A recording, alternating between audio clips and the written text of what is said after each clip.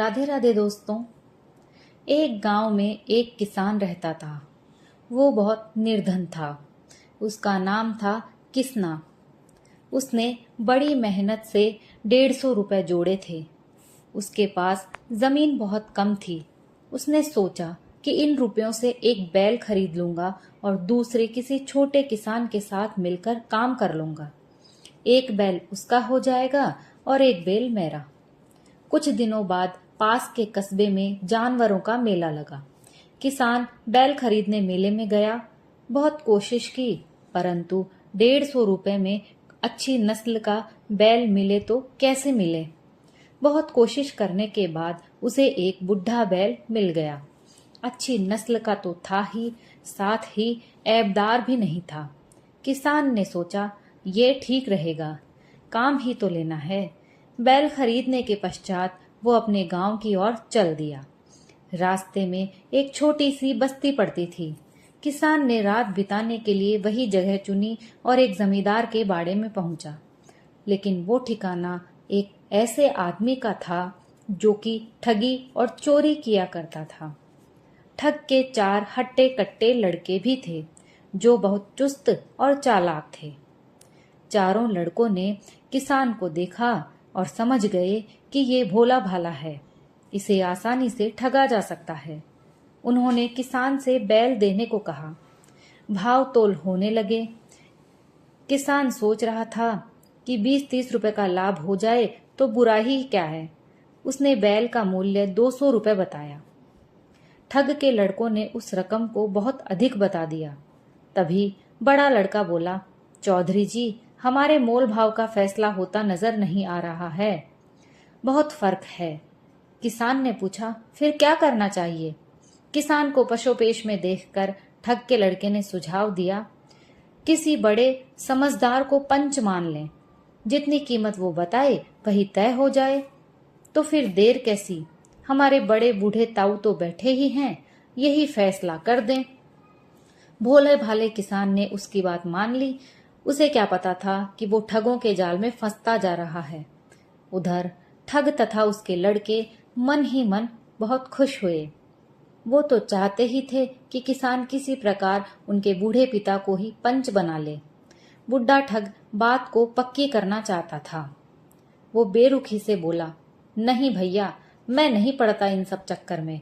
बूढ़ा हूं, राम का भजन करूं, यही क्या कम है। बुढ़े की इस बात से किसान का विश्वास उस पर और भी पक्का हो गया। वो श्रद्धा से बोला, ताऊ जी, आप बड़े हैं, समझदार हैं, जो भी मोल आप आंक देंगे हमें मंजूर होगा और हमें भी पूरी तरह स्वीकार होगा। चारों लड़के एक साथ बोले। बुढ़े ठग ने बड़ी गंभीरता से शांत स्वभाव दिखाते हुए कहा, भाई देखो, अब तो तुम फरीक मान रहे हो, लेकिन कलयुग है। आज के जमाने में पंचों की मिट्टी पलीत हो गई है।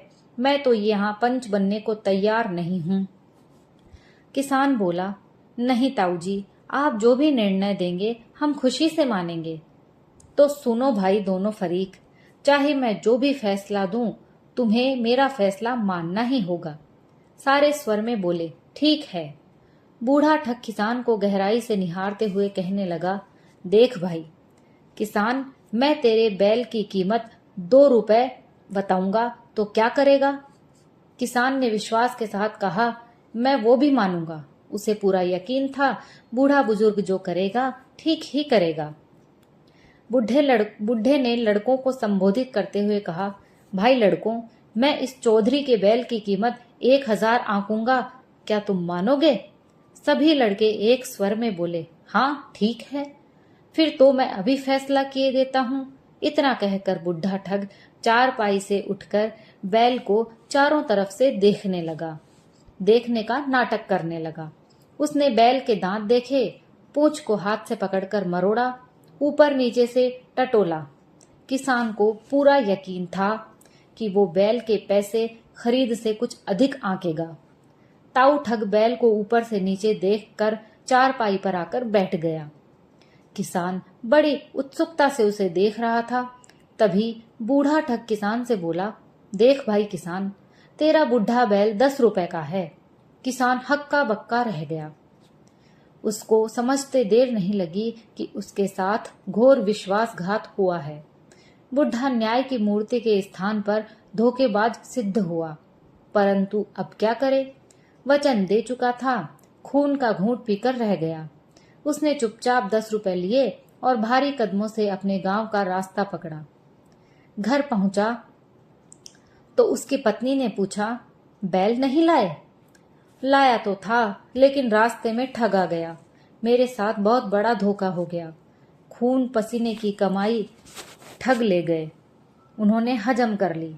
किसान ने भारी मन से कहा, लेकिन तुम तो बहुत समझदार थे, फिर ठगे कैसे गए? पत्नी को किसान ने सारी बात बताई। रात को उसे नींद नहीं आई। वो ठगों को पाठ पढ़ाना चाहता था। अचानक उसे एक उपाय सूझा। वो मन ही मन मुस्कुरा दिया। अगले दिन उसने अपनी पत्नी के बढ़िया कपड़े, गहने और श्रृंगार का सामान लिया और उनको पोटली में बांधकर ठगों के ठिकाने की ओर चल पड़ा। उसकी पत्नी ने पूछा, कहाँ जा रहे हो? किसान बोला, ठगों को सबक सिखाने। कब तक लौटोगे? शाम से पहले लौट आऊंगा। ठगों के ठिकाने के पास एक जंगल था। वहां किसान ने पत्नी के गहने पहन लिए और श्रृंगार किया। उसने ऐसा रूप बदला कि देखने वाला उसे रूपश्री समझे। औरत के वेश में वह ठगों के ठिकाने में पहुंचा। बूढ़ा ठग और उसके चारों बेटे घर पर एक औरत को आए हुए देखकर बड़े ही खुश हुए। चारों बेटे में से किसी की भी शादी नहीं हुई थी। ठगों के घरों में भला रिश्ता कौन करता? औरत घूंघट में रो रही थी। वो करुण कथा सुनाते हुए बोली, मुझे मेरे पति ने घर से निकाल दिया है। अब मेरा कोई ठिकाना नहीं है। बड़ा लड़का बोला, तुम चिंता क्यों करती हो? इस घर को भी अपना ही घर समझो। लेकिन मैं यहाँ कैसे रह सकती हूँ? बड़े लड़के ने कहा, मुझसे शादी कर लो। तभी तीनों लड़के भी बोल पड़े, तुमसे ही क्यों कर ले? हम में क्या कमी है? चारों भाइयों में झगड़ा हो गया। बाप से किसी ने फैसला करने को नहीं कहा।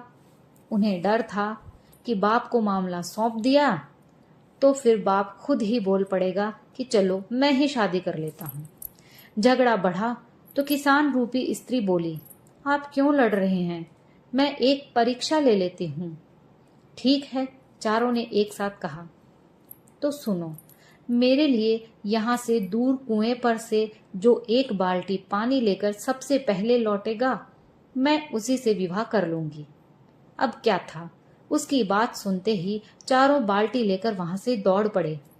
ठग बेटों को देखता रह गया। किसान ने जब देखा कि वे चारों अब बहुत दूर निकल गए हैं, तो झपट्टे के साथ उसने अपने स्त्री के कपड़े उतारे, दरवाजा बंद किया और बुढ़े को पकड़ लिया। बुढ़ा समझ गया कि अब खैर नहीं है। किसान ने हुक्म दिया, चल बुढ़े, खूंटे पर। खूंटे से बांधकर किसान ने उसे जो पीटना शुरू किया तो उसकी आंखों के सामने मौत नाचने लगी। किसान मारता था और पूछता था, क्यों बुढ़े, मेरा बैल कितने का? और बुढ़ा कराहता हुआ कहता था, माफ करो, मुझे छोड़ दो। हाथ जमाते हुए किसान ने कहा, बता, धन कहाँ रखा है? मरता क्या न करता। बुढ़े ठग ने दबा हुआ धन किसान को दे दिया। किसान ने रुपयों की पोटली बांधी और अपने गांव की ओर चल दिया। किसान के हाथ पूरे 500 रुपए लगे थे। उसने अपनी ठगी का बदला ले लिया था। ठग के बेटे जब पानी लेकर आए तो बुढ़े ने उन्हें सारी बात बताई। उन सब ने अपना सिर पीट लिया। अब हो ही क्या सकता था। ठगों को उनके किए की सजा मिल गई थी। दोस्तों, कहानी यहीं समाप्त होती है। आपको कहानी पसंद आई हो तो प्लीज़ लाइक, शेयर और कमेंट्स जरूर कीजिए। और अगर आप मेरे चैनल पर नए हैं तो मेरे चैनल को सब्सक्राइब कर लीजिए। कहानी सुनने के लिए आप सभी का बहुत बहुत धन्यवाद।